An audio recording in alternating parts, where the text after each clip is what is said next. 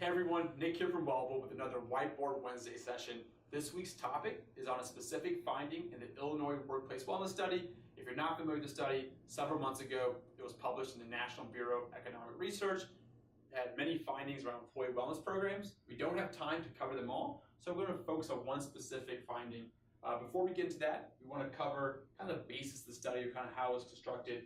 The wellness program it reviewed had two major parts. One was a screening portion, which included a biometric screening and a health risk assessment. If you were completing that, you fell into three incentive categories randomly. The $0 category, $100 category, and $200 category. If you completed the screening portion, so the biometric screening and the health risk assessment, you're eligible to do the wellness activity.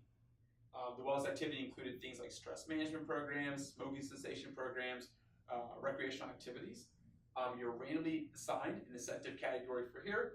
It's either a $25 incentive or a $75 incentive. What we're specifically looking at here across all the percentages is the participation in the wellness activity. So the reason we chose that is this is really the stuff that gets people healthier. If you do a biometric screen or health risk assessment, at best you have a better sense of your health status, but it doesn't make you healthier to get your blood drawn.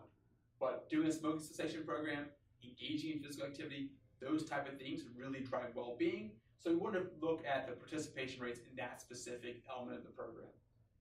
Here you can see all the participation rates. What we specifically want to focus on is the reward structure and what that reward structure did or how it impacted the participation rates. So at the very bottom, you see the change in participation rates. So if you're looking at the $0 incentive for the screenings to a $100 incentive, that increased the wellness activity participation rate by 3.9%.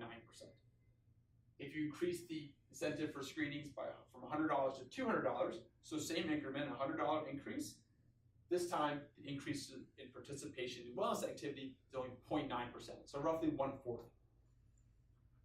What that kind of study found and what they kind of identify is a diminishing marginal return for those wellness dollars. They didn't review $300 and $400 incentives, but if that held up, you would think that the $300 incentive would see an increase of less than 0.9%, and the $400 would find an even further drop, assuming that diminishing marginal return held true. So as employers start throwing extra dollars on top of their incentive program to drive participation, those dollars are less meaningful in driving participation, especially as it relates to wellness activities.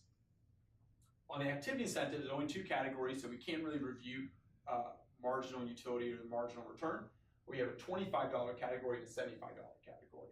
So only a $50 increase relative to the 100, but with that $50 increase, we saw a 12.4% increase in the participation rates in the wellness activities.